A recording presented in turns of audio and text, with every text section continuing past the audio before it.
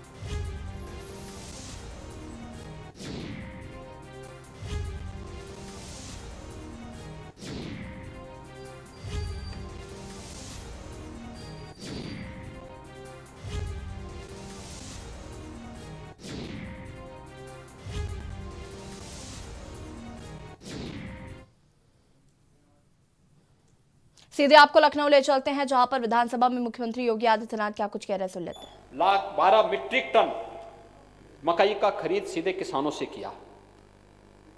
दलहन और तिलहन में भी लगातार इसमें वृद्धि हुई है।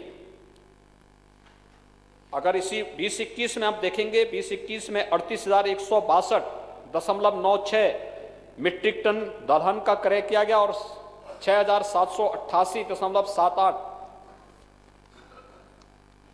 मीट्रिक टन तिलहन का क्रय किया गया।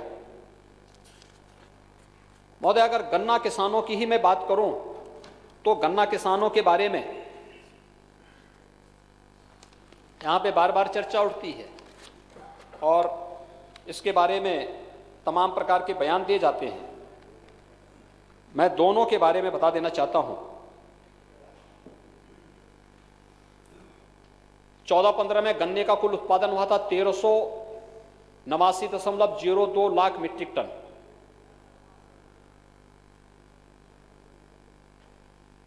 17-18 में 1820.75 लाख मीट्रिक टन और इस साल अब तक जो हमारा अनुमानित है यह है 2203.00 लाख मीट्रिक टन। ये रिकॉर्ड उत्पादन है गन्ने का। गन्ने की पेराई और गन्ने मूल्य का 12 से 14 के बीच में कुल गन्ना मूल्य का भुगतान होता है 44,193 करोड़ रुपए का।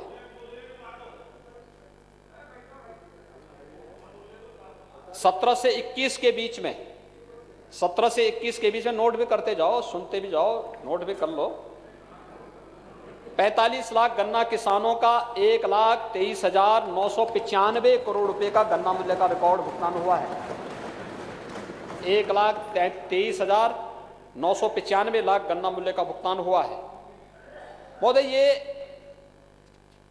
किसानों के प्रति, और अगर बहुजन समाजवादी पार्टी अगर इस बात को भी सुनना चाहती है तो 7 से 12 के बीच में कुल 52,100 यानी 5 वर्ष में 52,131 करोड़ रुपए का भुगतान हुआ था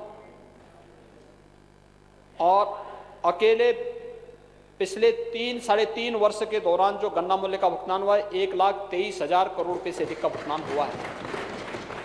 जब हम बोलते हैं तो बोलने के पहले इन सभी के बारे में भी अगर हम लोग चर्चा कर लें, देख लें, तो मुझे लगता है कि बहुत सारे तथ्य अपने आप ही बहुत अच्छे ढंग से सामने आ सकते हैं।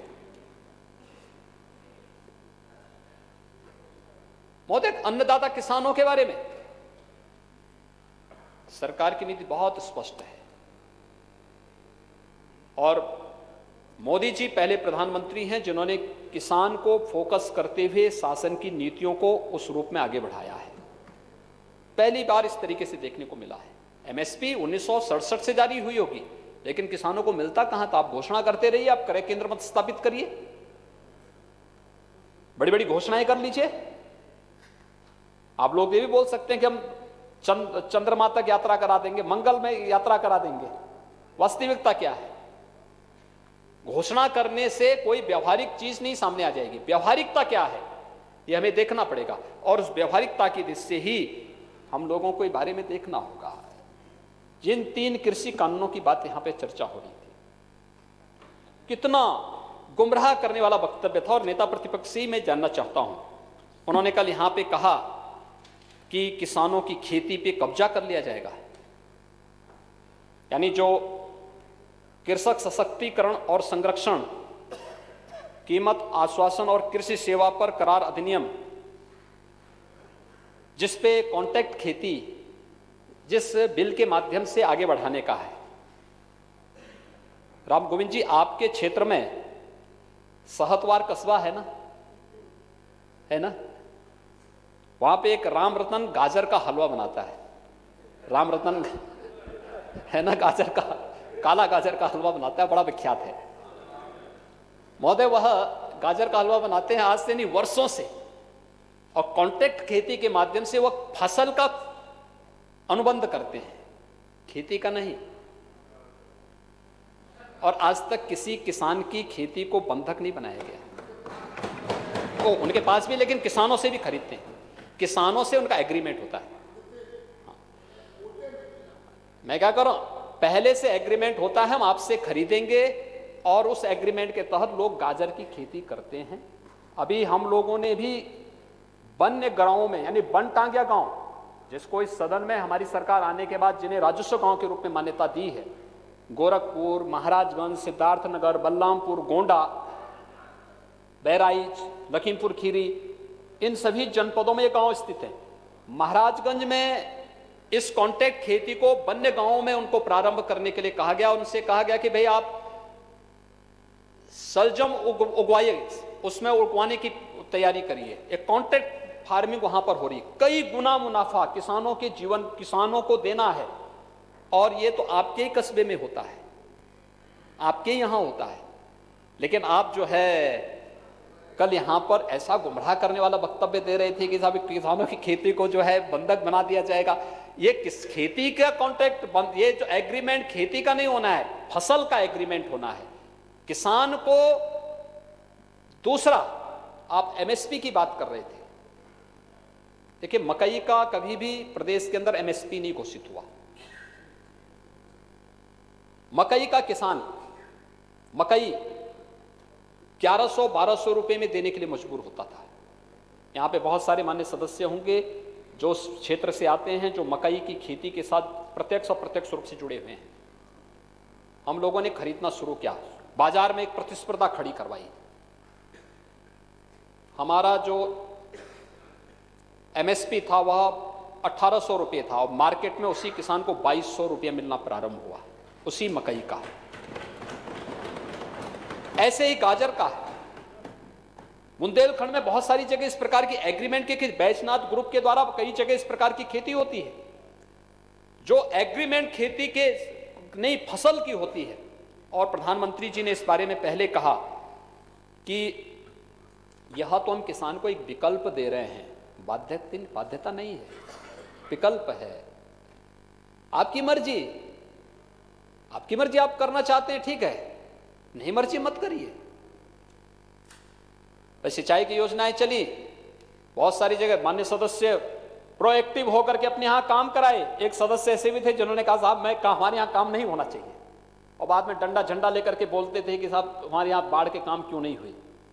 जब मंत्री वहां मौके पे जाकर के कहे कि जो है आपके यहां तो आपका विधायक ही नहीं होने देता है काम, तो पब्लिक जब दौड़ाई तब जाके वहां इस साल काम हो पाया।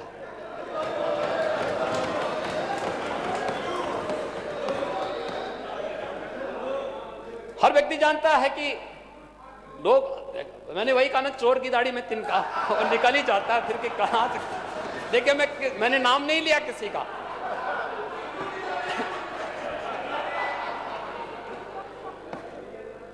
मैंने नाम नहीं लिया, लेकिन कौन है उस पे भी बोल पड़े।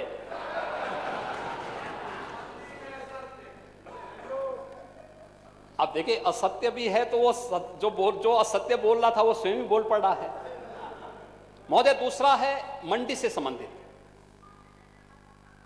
मंडी की कोई टैक्स किसान की उपज पे नहीं लगेगा। दूसरा, किसान बाध्य, पहले कमांड एरिया होता था हर एक जिले की मंडी का, कि उस मंडी के बाहर आप कहीं भी जाएंगे वहां मंडी के लोग जाते थे और जबरदस्ती वहां पर उसकी किसी भी उसका जो है शुल्क लेते थे, चालान करते थे, तमाम प्रकार की कार्रवाई करते थे। आज वन नेशन वन मंडी के तहत उत्तर प्रदेश का किसान या लखनऊ का किसान देश के अंदर कहीं भी जाकर के जहां उसको अच्छा दाम मिलेगा वहां पे अपनी उपज को जाके बेच सकता है। खुली प्रतिस्पर्धा खड़ी करने के लिए किसानों के हित में लाया गया एक कानून है। मंडी शुल्क हमें कम करना पड़ा, जो 2% था उसे हम 1% किए। मंडी एक भी समाप्त नहीं हुई। अच्छा दाम मिलेगा वहां पे अपनी उपज को जाके बेच सकता है। खुली प्रतिस्पर्धा खड़ी करने के लिए किसानों के हित में लाया गया एक कानून है।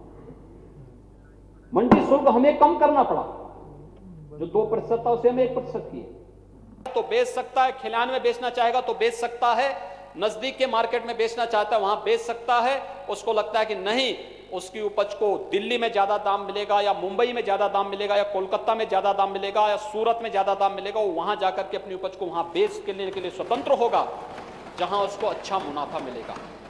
एक स्वस्थ प्रतिस्पर्धा जब खड़ी होगी तो दाम मिलेगा। और यही बात कही थी आपने एमएसपी और एमआरपी की। एक उद्योग में जब कोई सामान बनता है तो उसका एमआरपी तय हो जाता है, मैक्सिमम रिटेल प्राइस उसका क्या होगा, इससे ज्यादा नहीं बढ़ा सकता। और किसान को यही सहूलियत दी गई है। एमएसपी, मिनिमम सपोर्ट प्राइस, कम से कम आपको ये देना है, इससे कम पे नहीं। अब उससे ज्यादा जितना अधिक मुनाफा कमा सकता है किसान, ये उस पर निर्भर करता है। और इस मुनाफे को कमाने के लिए एक प्रतिस्पर्धा मार्केट में होनी आवश्यक है, सरकारी क्षेत्र में, सहकारी क्षेत्र में और निजी क्षेत्र में। सरकार अच्छा दाम देगी, सरकार खरीदेगी, क्योंकि ये तो तय है कि खाद्य सुरक्षा कानून के तहत पीडीएस की दुकानों के माध्यम से खाद्यान्न उपलब्ध कराना सरकार का दायित्व। हम लोग प्रदेश के अंदर 14 करोड़ लोगों को निःशुल्क खाद्यान्न उपलब्ध करा रहे हैं। पीडीएस के माध्यम से कम दाम पे करा रहे हैं, अंत्योदय वालों को फ्री में करा रहे हैं। हम लोगों ने उस प्रकार की व्यवस्था की है। देश के अंदर खाद्य सुरक्षा कानून के बाद तो ये आवश्यक है। अंत्योदय कार्ड धारकों को आप राशन देंगे, पर यूनिट आपको 35 किलो खाद्यान्न उनको देना ही देना है। पात्र गृहस्थी में हर यूनिट में 5 किलो खाद्यान्न उपलब्ध कराना ही कराना है, तो सरकार को इसके लिए खरीदना पड़ेगा। ये सरकार का हो गया। कोऑपरेटिव भी अपने तरीके से इस कार्यक्रम को करती है। और निजी क्षेत्र, जब एक खुली प्रतिस्पर्धा होगी तो एक खुली प्रतिस्पर्धा किसान के जीवन में आमूलचूल परिवर्तन करेगी, उसको नए मुनाफे की ओर आगे बढ़ाएगी, उसके जीवन को, और उसको आगे बढ़, जहां उसको जिस फसल में मुनाफा मिलेगा किसानों फसल बोएगा। जो मैंने यहां पे कहा, आपने पिछले दिनों सुना भी नहीं मेरे वक्तव्य को। झांसी की एक बालिका ने किया, और हमारे स्वास्थ्य मंत्री एक दिन मेरे पास एक किसान को लेके आए थे यहां के सुल्तानपुर के। यानी झांसी में उस बालिका ने 1.5 एकड़ खेती में स्ट्रॉबेरी का उत्पादन किया और 1.5 एकड़ खेती में उसने मुनाफा कमाया 36 लाख का, एक सीजन में 36 लाख का। हम कितनी भी मेहनत करेंगे, एक साल में धान और गेहूं से 1.5 एकड़ खेती में आप 25-50 हजार रुपए से ज्यादा नहीं कमा सकते। आप तो किसान हैं, आप समझ सकते हैं, नहीं कमा सकते। लेकिन स्ट्रॉबेरी में झांसी की एक बालिका 42 लाख का स्ट्रॉबेरी उत्पादन करती है, 6 लाख उसका लागत आती है और 36 लाख का उसका नेट प्रॉफिट होता है। इस पे कोई टैक्स भी नहीं है। ऐसे ही ड्रैगन फ्रूट का उत्पादन सुल्तानपुर में एक किसान ने किया है। मुनाफा जो कमाने वाले लोग हैं, जो मेहनत करेंगे, परिश्रम करेंगे, वे लोग उस फील्ड में अच्छा कार्य भी करते हैं। तो उसके लिए मार्केट की तलाश, मार्केट उपलब्ध कराना और मार्केट में फिर उसको पहुंचाने की व्यवस्था करना, सरकार उसमें काम कर रही है, सरकार उसके लिए सहयोग करेगी। एक चेन उसके लिए तैयार होनी चाहिए। और यह व्यवस्था इसके तहत की गई, लेकिन इसके बारे में भी किस किस प्रकार के वक्तव्य यहां पर दिए गए। और मुझे आश्चर्य होता है कि आज भी कहा जा रहा है कि इतने किसान ये हो गए, इतने लोग हो गए। आज सुबह के उसमें मैं देख रहा था कि एक मानव सदस्य बोल रहे थे कि जो है इतने बुंदेलखंड में तमाम लोगों ने आत्महत्याएं कर ली हैं। हमारे समय में कोई आत्महत्या नहीं हो रही है, कोई आत्महत्या नहीं हो रही है। बुंदेलखंड तो अब धरती का स्वर्ग बन रहा है। एक्सप्रेसवे वहां बन रही है, डिफेंस कॉरिडोर। बुंदेलखंड की तोप जब पाकिस्तान बॉर्डर पर गरजेगी ना, दुश्मन के छक्के छूटते हुए दिखाई देंगे। ये है चाइना के बॉर्डर पर भी गुजरेगी, चिंता मत करो, चाइना की इतनी चिंता मत करो, गरज रहे हैं उसमें भी। इतने हितैषी मत बनो भाई। मैं इसीलिए कह रहा था नेता प्रतिपक्ष को कि अपने लोगों को समझा पाते, कम से कम लोहिया जी के विचारों को कुछ तो आत्मसात करो। चाइना के बारे में तो लोहिया जी बहुत पहले आगाह कर चुके हैं।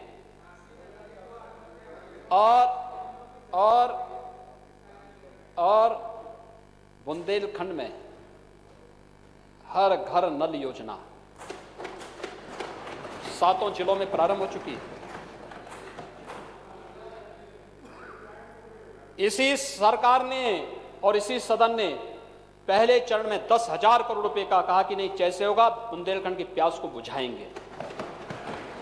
मां विंध्यवासिनी के धाम बिंद क्षेत्र के लिए भी हमने उसको लागू कर दिया है। और मैं आभारी हूं प्रधानमंत्री मोदी जी का कि जिनके कारण आज दोनों क्षेत्रों में पेयजल की स्कीम, और बहुत शीघ्र मैं तो आप सभी को कहूंगा, पेयजल की स्कीम हर एक क्षेत्र में हम लोग ला रहे हैं।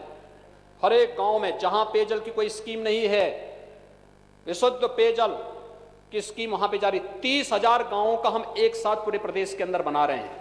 और हमारा प्रयास होगा कि अगले 2 महीनों के दौरान एक बड़े कार्यक्रम के माध्यम से हम इसको भी लागू कराएं। पूर्वांचल भी जेईएस हमारे नेता प्रतिपक्ष का जो जनपद है आर्सेनिक से प्रभावित है। उन्होंने कभी नहीं कहा, उनको चिंता ही नहीं इस चीज की, बोल सके लेकिन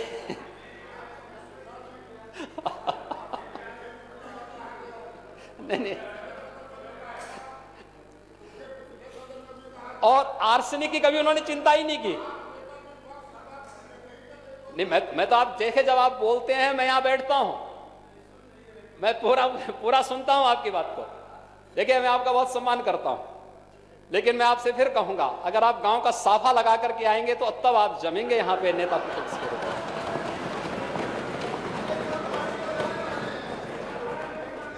और आर्सेनिक, फ्लोराइड, खारा पानी की समस्या जो आगरा, फिरोजाबाद, मथुरा, वृंदावन का हमारा क्षेत्र है, अलीगढ़, आसपास एटा, कासगंज, हाथरस आदि के क्षेत्र का जो क्षेत्र खारा पानी है या जहां कम पानी है, एक साथ हम योजना बना रहे हैं। और सरकार ने इस बारे में तय किया है। प्रधानमंत्री जी ने जल जीवन मिशन के अंदर देश को पहली बार हर एक क्षेत्र में उन्होंने एक नया विजन दिया। 2022 तक हर गरीब को छत। 40 लाख आवास इस समय हम बना रहे हैं उत्तर प्रदेश के अंदर, ग्रामीण और शहरी क्षेत्र में 40 लाख आवास उत्तर प्रदेश के अंदर पिछले मात्र 3-3.5 वर्षों के दौरान बन रहे हैं। 1,38,000 लोगों को निःशुल्क विद्युत के कनेक्शन उपलब्ध कराए गए। 1,20,000-21,000 गांवों में विद्युतीकरण के कार्य संपन्न हुए हैं। ये राजस्व गांव थे जहां कभी बिजली नहीं आई थी, वहां पर बिजली दी गई। बिजली पहुंचाने का काम चल रहा है, युद्ध स्तर पर चल रहा है। और मैं कहूंगा इस बारे में कि जहां जो गांव छूटे हैं, आपके लिए एक अवसर है, उन गांवों के प्रस्ताव दीजिए। हर गांव में हम विद्युत पहुंचाने का काम करेंगे। हर गांव को शुद्ध पेयजल की आपूर्ति के लिए हम जोड़ेंगे। हमने तय किया है, बजट में भी प्रावधान किया गया, बजट में चर्चा होगी, इसको करेंगे। जल जीवन मिशन और इस जल जीवन के कारण तो और स्वच्छ भारत मिशन के कारण तो पूर्वी उत्तर प्रदेश में इंसेफ्लाइटिस, पूर्वी उत्तर प्रदेश का एक जनपद जो सर्वाधिक प्रभावित था, कभी उसकी चर्चा यहां पर उस पार्टी से जुड़े हुए सदस्य, मान्य सदस्य ने कभी की ही नहीं, कभी नहीं की चर्चा। अब देखे मैं फिर बोल रहा हूं ना उन्होंने फिर साबित कर दिया कि नहीं किया उन्होंने। महोदय, कुशीनगर जनपद सर्वाधिक प्रभावित था जापानी इंसेफ्लाइटिस से, एक्यूट इंसेफ्लाइटिस से। कुशीनगर, महाराजगंज, गोरखपुर, सिद्धार्थनगर, देवरिया, बस्ती, संत कबीरनगर, ये 7 जिले सर्वाधिक प्रभावित थे और फिर आंशिक रूप से प्रभावित 38 जिले थे। इंसेफ्लाइटिस स्वच्छ भारत मिशन हर घर में शौचालय बनाने का कार्य, हर गांव में शुद्ध पेयजल की आपूर्ति, स्वास्थ्य मंत्रालय के द्वारा दस्तक अभियान प्रारंभ हुआ, वैक्सीनेशन के कार्यक्रम व्यापक पैमाने पर चले, अंतर विभागीय कमेटी बनाई गई, स्वास्थ्य विभाग नोडल विभाग बनाया गया, ग्राम्य विकास, नगर विकास, पंचायती राज, बेसिक शिक्षा, बाल विकास और महिला कल्याण, ये सभी विभागों को जोड़ा गया और फिर एक साथ अभियान चलाया गया। आज परिणाम क्या है? बीमारी पे 75% नियंत्रण, मौत पे 95% नियंत्रण। ये मॉडल है स्वच्छ भारत मिशन और शुद्ध पेयजल की आपूर्ति प्रतिबद्धता के साथ वहां पे करने का परिणाम। कल आदरणीय प्रधानमंत्री जी ने देश के हेल्थ इंफ्रास्ट्रक्चर पर चर्चा करते समय उत्तर प्रदेश के इस कार्य के लिए सराहना भी की है। ये हमारे लिए उपलब्धि है, मार्गदर्शन उनका है, आदरणीय प्रधानमंत्री जी का। इंप्लीमेंट हम लोग कर रहे हैं, परिणाम उत्तर प्रदेश के लोगों को प्राप्त हो रहा है। यह है कार्य।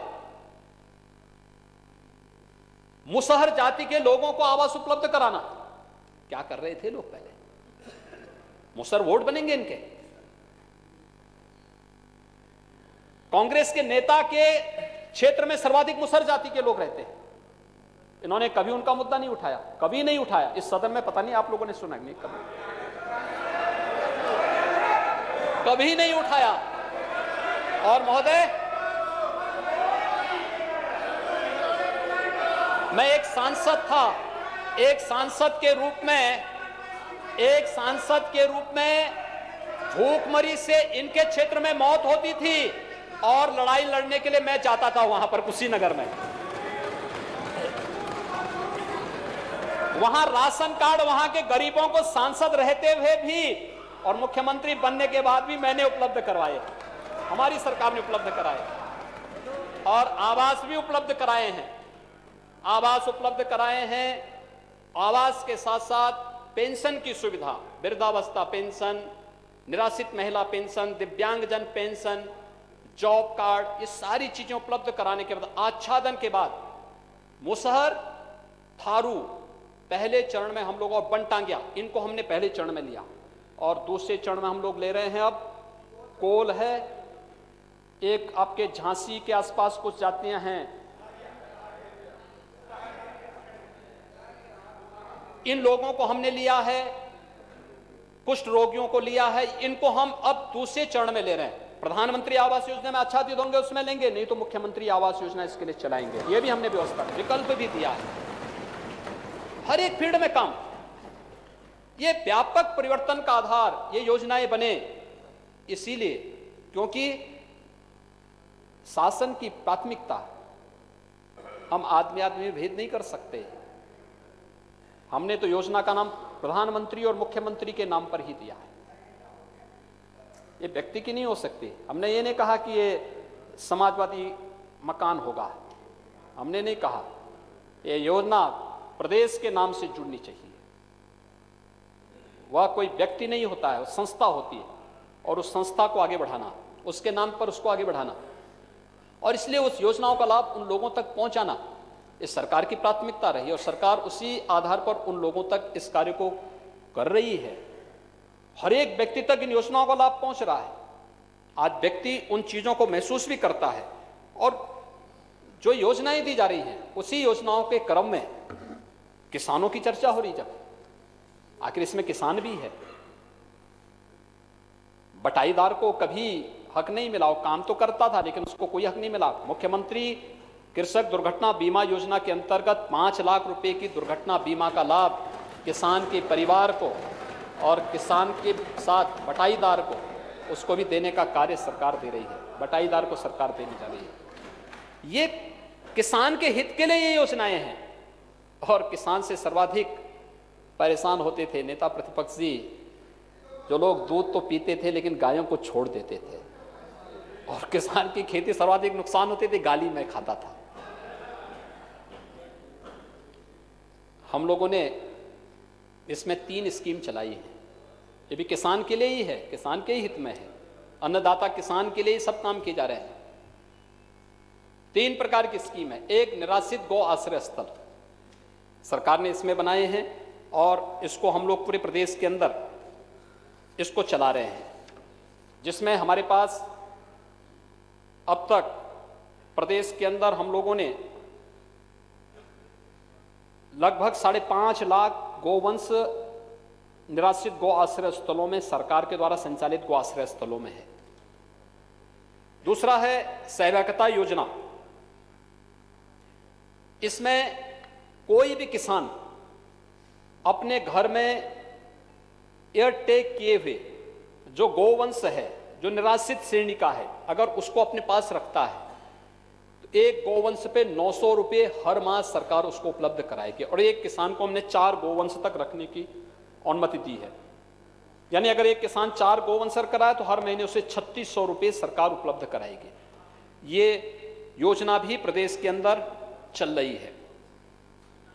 और तीसरा है कुपोषित बच्चों के लिए, जो निराश्रित गौ आश्रय स्थल हमारे हैं उनमें से कोई गाय जो दूध देने वाली है, कुपोषित माता को या कुपोषित बच्चे के लिए अगर उसके पास जगह है तो उसको हम एक गाय उपलब्ध करा रहे हैं और साथ साथ 900 रुपये हर महीने भी उपलब्ध करा रहे हैं, जिससे कुपोषण की समस्या का समाधान भी हो सके और गोवंश को भी बचाया जा सके। इन तीनों को तो पहले से सरकार चला रही है और बजट में भी हमने इस बार प्रावधान किया है। बहुत बड़ी घोषणा कर दी है, अस्थायी समाधान करेंगे। वाराणसी में गोकुल ग्राम बन रहा है। गाय के गोवंश के संरक्षण के साथ ही, ऐसे उसकी नस्ल सुधार के साथ ही, गोवंश यानी गाय के गोबर से जो गोबर गैस प्लांट बनेगा तो उसमें मीथेन को और सीएनजी को अलग अलग करते हुए उसको रिफिलिंग करके फिर से लोग अपने घरों में एलपीजी सिलेंडर के माध्यम से उसका उपयोग कर पाएंगे। इस प्रकार की व्यवस्था का कार्य वहां पे चल रहा है और वो सफलतापूर्वक एक मॉडल लागू होने के बाद फिर हम लोग जो योजना इस बार के बजट में की है उसके साथ जोड़ेंगे। बजट में चर्चा होगी तो उस समय हम इसके बारे में व्यापक रूप से कहेंगे। और ये सभी किसानों के हित के लिए की गई योजनाएं हैं, जिसके माध्यम से किसानों के जीवन में खुशहाली आ सके और किसानों की जीवन की खुशहाली प्रदेश की खुशहाली का आधार बन सके। ये सरकार ने पूरी प्रतिबद्धता के साथ इसको आगे बढ़ाने का कार्य किया है। और मैं इस बात को कह सकता हूं, कोई संदेह नहीं होना चाहिए, किसी को भी संदेह नहीं होना चाहिए कि किसान के मुद्दे को लेकर के हम लोग किसी भी प्रकार का कोई अनावश्यक कोई विवाद खड़ा करें। तमाम प्रकार की बात कही, इतने किसान मर गए, इतने किसानों का ये हो गया। महोदय, उत्तर प्रदेश के अंदर लोकतांत्रिक तरीके से, शांतिपूर्ण तरीके से कोई भी व्यक्ति अपनी बात को रखना चाहता है, उसमें कोई दिक्कत नहीं, लेकिन कानून को हाथ पे नहीं लेंगे, तोड़फोड़ नहीं करेंगे, भारत के प्रतीकों का अपमान नहीं करेंगे। हम संवाद से समाधान का रास्ता निकालेंगे और अन्नदाता किसानों को जब कहेंगे तब बातचीत से समस्या का समाधान का रास्ता है। हर प्रकार की सुविधा सरकार देने को तैयार है, हर प्रकार की सुविधा देने को तैयार है। आज बीज की किल्लत नहीं, आज सेंटर ऑफ एक्सीलेंस हर एक विश्वविद्यालय में बनाए जा रहे हैं। 9 के 9 जो हमारे पास क्लाइमेटिक जोन है, इनमें भी हम लोग एग्री क्लाइमेटिक जोन में भी सेंटर ऑफ एक्सीलेंस विकसित करने का प्रयास किया जा रहा है, जिससे किसान खेती के विविधीकरण की तरफ जा सके और अधिक से अधिक मुनाफा किसान कमा सके। लेकिन इस प्रयास के साथ हम सबको भी सहभागी बनना पड़ेगा। इसको राजनीतिक एजेंडे का हिस्सा उसकी समृद्धि के लिए तो करना पड़ेगा, लेकिन अपने राजनीतिक स्वार्थ के लिए हम किसान को गुमराह करने का कार्य करें, मुझे लगता है पाप है, यह अपराध है। हम अन्नदाता किसान को अनावश्यक रूप से गुमराह करने का कार्य कर रहे हैं। ये तो किसानों के हित में नहीं। प्रधानमंत्री गरीब कल्याण पैकेज के साथ ही आत्मनिर्भर भारत पैकेज के अंतर्गत जो प्रावधान हुआ, 1 लाख करोड़ रुपए का केवल और केवल कृषि इंफ्रास्ट्रक्चर फंड प्रधानमंत्री मोदी जी ने घोषित किया। ये जगह जगह हर विकास खंड में सैलोज बनाए जा सकें, गोदाम बनाए जा सकें, कोल्ड स्टोरेज बनाए जा सकें, इसके लिए फंड है, इसका उपयोग होना चाहिए, इसके लिए प्रस्ताव जाना चाहिए। लेकिन कोविड के दौरान जो कार्य हुआ, उसके बाद आत्मनिर्भर भारत की दिशा में भारत के लोकल उत्पाद को और किसानों की उत्पाद को जो मान्यता मिली, उस सब को देखते हुए भी किसान को गुमराह करके कैसे किसान के हित से जुड़े हुए मुद्दे पर ऐसे वक्तव्य दिए जा रहे हैं जो आपस में विभाजनकारी रेखा को खींचती हो, और ये अच्छी बात नहीं है। हमें किसानों की आमदनी को दुगने से अधिक करने की दिशा में सामूहिक प्रयास करने होंगे। हम और आप सभी किसानों के बीच से आए हैं। किसानों के हितों के बारे में हमें इन कार्यक्रमों को आगे बढ़ाने का प्रयास करना चाहिए, और ये कार्य सरकार पूरी प्रतिबद्धता के साथ आगे बढ़ाने के लिए तत्पर है। और मैं इसी बारे में कहना चाहूँगा कि नेता प्रतिपक्ष जी, हम लोग तो इसके बारे में पूरी ईमानदारी के साथ सरकार कार्य कर रही है, और जिस भी प्रकार के कार्यक्रम चलाने पड़ेंगे, कृषि सिंचाई योजना के माध्यम से, वर्षों से पड़ी हुई जो पेंडिंग योजनाएं हैं, इसलिए सरकारों को फुर्सत नहीं थी या उनके पास पैसा नहीं था या कैसा, सरकार तो वही है, कोई अलग तो है नहीं, रिसोर्सेस भी वही हैं। ऐसा तो है नहीं कि हम लोगों ने कहीं दूसरे लोग से कुछ अतिरिक्त स्रोत तय कर दिए हों तब पैसा आ रहा हो। राज्य तो वही है, सब प्रशासनिक तंत्र वही है, सब कुछ मशीनरी वही है, लेकिन पहले कार्य नहीं हो पाते थे। वर्षों से लंबित योजनाएं, वर्षों से लंबित योजनाएं। हम लोग इस वर्ष के अंत तक पिछले 4 वर्षों के दौरान जो कार्य किए, 20 लाख हेक्टेयर से अधिक लैंड को अतिरिक्त सिंचन की क्षमता उपलब्ध कराने जा रहे हैं। ये किसानों की आमदनी को ही बढ़ोतरी का एक माध्यम है। यही नहीं, ये तो उनकी बढ़ोतरी, उनकी आमदनी में बढ़ोतरी होनी है, ड्रिप इरिगेशन के साथ जोड़ेंगे तो ये और अच्छी स्थिति में जाएगा, खेती के विविधीकरण की तरफ जाएगा, वो और अच्छी स्थिति में जाएगा, आमदनी को कई गुना बढ़ाने में इससे मदद मिलेगी। तो ये किसानों के हित में किए गए कार्यक्रम, और इस दौरान इस फील्ड में तो कार्य हुए ही, अन्य क्षेत्रों में भी काम तेजी के साथ हुए। निवेश, उत्तर प्रदेश के बारे में, कानून व्यवस्था के बारे में भी नेता प्रतिपक्ष कुछ बात कर रहे थे, मैं देख रहा था कैसी कैसी बातें कर रहे थे, और उनके द्वारा कुछ बातें कही जा रही थी। खासतौर पर कहा कि कानून व्यवस्था में पता नहीं कहां से डाटा दे रहे थे। एनसीआरबी की ही चर्चा की थी, मैं एनसीआरबी की ही डाटा को यहां पे उनके सामने प्रस्तुत करूंगा और बताऊंगा क्या है पहले आज की तुलना में। और उसमें अगर आप देखेंगे, हम लोगों ने प्रदेश के अंदर पिछले 3 वर्षों के दौरान, 3.5 वर्षों के दौरान 59 नए थाने बनाए हैं, 29 नई चौकियां बनाई हैं, 4 नए महिला थाना बनाए हैं, आर्थिक अपराध शाखा के 4 थाने बनाए हैं, विजिलेंस के 10 थाने बनाए हैं, साइबर क्राइम के 16 थाने बनाए हैं, और अग्निशमन के केंद्र 59 नए बनाए गए हैं। ये प्रदेश के अंदर पिछले 3.5 वर्ष के दौरान प्रदेश के अंदर हुई हैं। भर्ती पारदर्शी तरीके से किए गए। 1,37,640 पुलिस की भर्तियां प्रदेश के अंदर कुशलतापूर्वक संपन्न हुई। कोई इसके बारे में शिकायत नहीं कर सकता। कोई शिकायत नहीं कर सकता है। और हाँ, कोई भी इसमें न जाति है, न पाति है, न क्षेत्र है, न भाषा है। यूपी का जवान है, उसकी ऊर्जा का उपयोग उत्तर प्रदेश के अंदर हमें करना है, और लग रहा है ये सभी चल रहे हैं और बहुत अच्छे ढंग से चल रहे हैं। 218 पास्को न्यायालयों का गठन किया है। प्रदेश में बहुत सारे नए कार्य भी हुए हैं, जिसमें एक यहां पे अगर आप देखेंगे गैंगस्टर अधिनियम के अंतर्गत 12,032 अभियोग पंजीकृत किए गए हैं और 37,511 अभियुक्त भी गिरफ्तार हुए हैं। लगभग 1,000 करोड़ रुपए की संपत्ति जब्त की गई है या ध्वस्तीकरण का कार्य भी संपन्न हुआ है।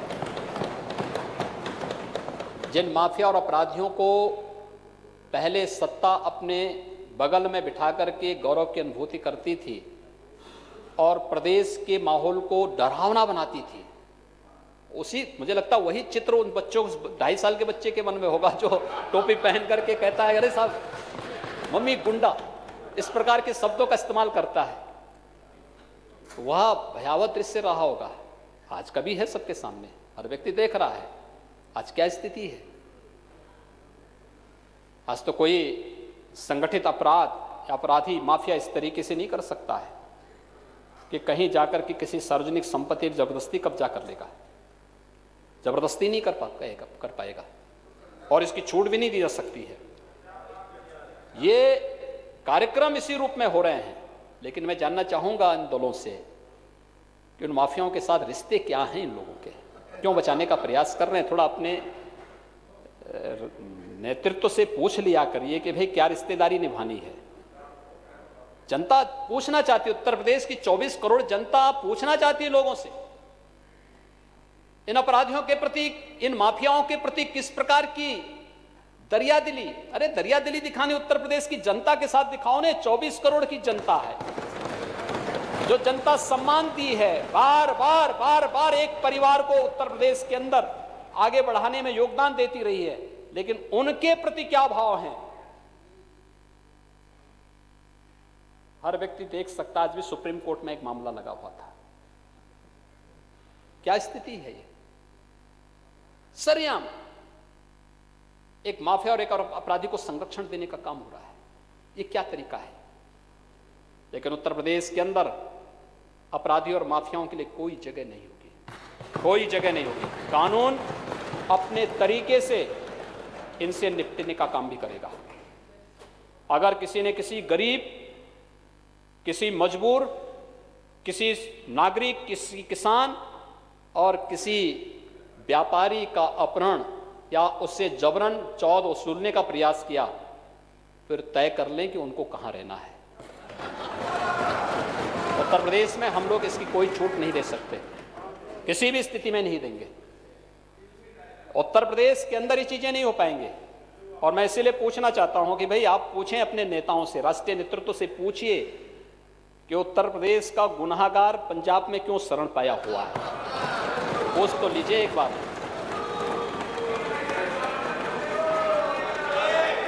ये क्यों उसको शरण देने का प्रयास हो रहा है?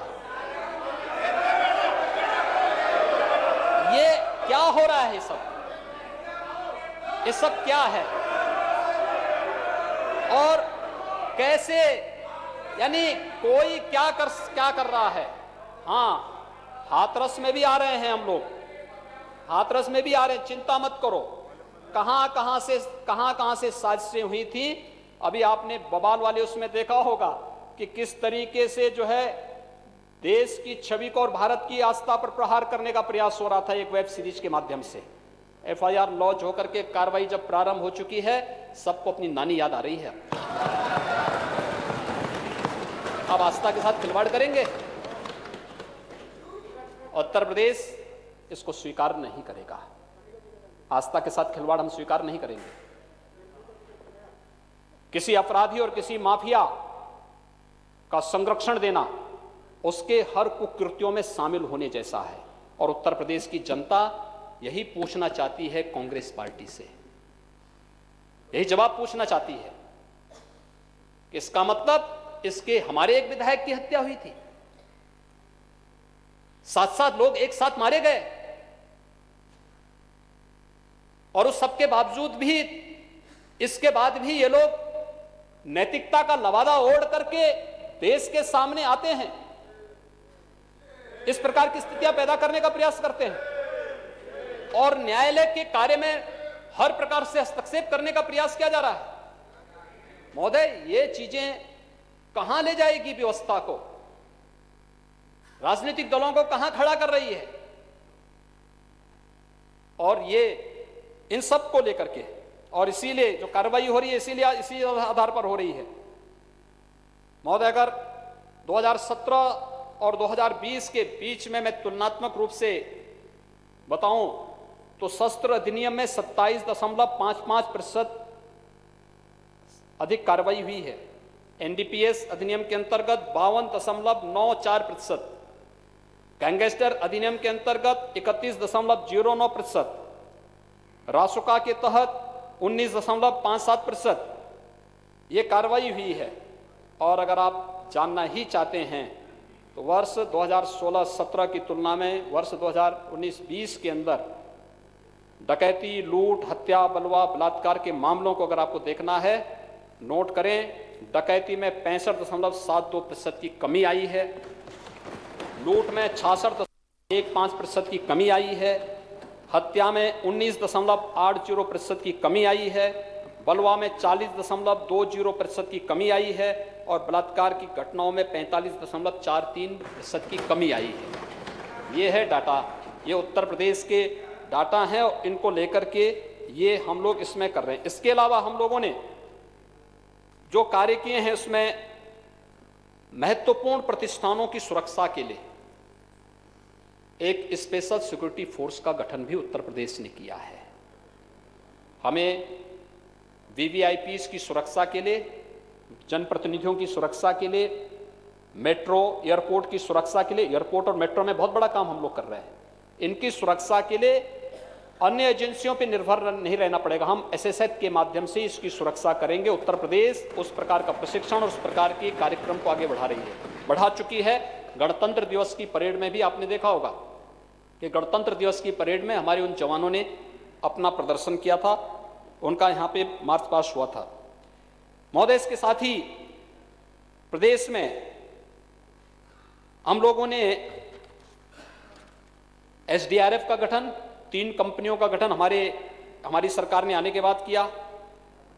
अपराध की प्रकृति को ध्यान में रखते हुए प्रदेश के अंदर UP state institute of forensic science की स्थापना की कार्रवाई लखनऊ में चल रही है और हम एक यहाँ पे सेंटर ऑफ एक्सीलेंस की स्थापना की कार्रवाई को भी आगे बढ़ा रहे हैं। जो सेंटर ऑफ एक्सीलेंस भारत सरकार के सहयोग से हम लोगों ने प्रस्तावित किया है, लेकिन UP state institute of forensic science की स्थापना उत्तर प्रदेश अपने रिसोर्सेज से करेगा। इस कार्यक्रम को हम लोग आगे बढ़ा रहे हैं। इसके साथ ही प्रदेश में मिशन शक्ति का एक अभियान भी प्रदेश सरकार ने प्रारंभ किया। बालिकाओं की सुरक्षा, महिलाओं का सशक्तिकरण ये हमारी शीर्ष प्राथमिकता है। लेकिन मैं अनुरोध करना चाहूँगा पूरे सदन से भी, माननीय सदस्यों से भी, सभी से, इस संवेदनशील प्रकरण में हम लोगों को सबको भी जागरूक होना पड़ेगा और जो अनावश्यक नेगेटिव वातावरण प्रस्तुत करने का प्रयास होता है हम उसको देखें। अभी हाल ही में उन्नाव के अंदर जो घटना घटित हुई थी, पूरे मामले का पर्दाफाश हो चुका है, कौन लोग उसमें थे, लेकिन इसमें कुछ निहित स्वार्थी तत्वों ने उसको क्या रूप देने का प्रयास किया था। क्या ये शोभा देती है?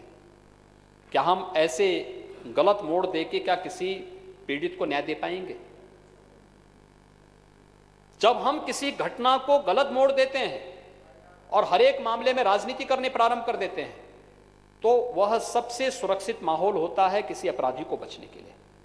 और ये अपराधियों को बचने का और बचाने का एक शरारतपूर्ण प्रयास, हाथरस के मामले में हो या उन्नाव के मामले में, अगर आप ट्वीट देखेंगे, हमने इसकी सोशल मीडिया के पूरे उसको देखा है महोदय, 85% ट्वीट उत्तर प्रदेश के बाहर के थे और दुनिया के उन तमाम देशों से थे जो भारत के हितैषी नहीं है। कौन लोग हैं ये? पाकिस्तान उत्तर प्रदेश की घटना को लेकर ट्वीट करे, बांग्लादेश के अंदर से ट्वीट आए,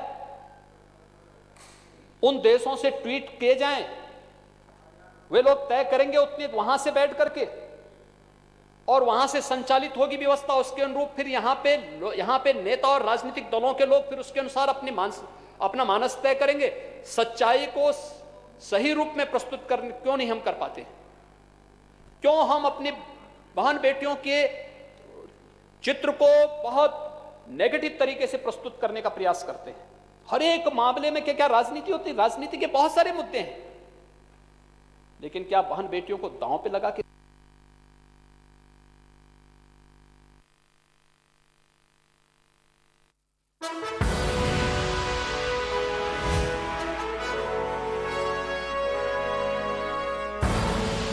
आप देख रहे हैं के न्यूज।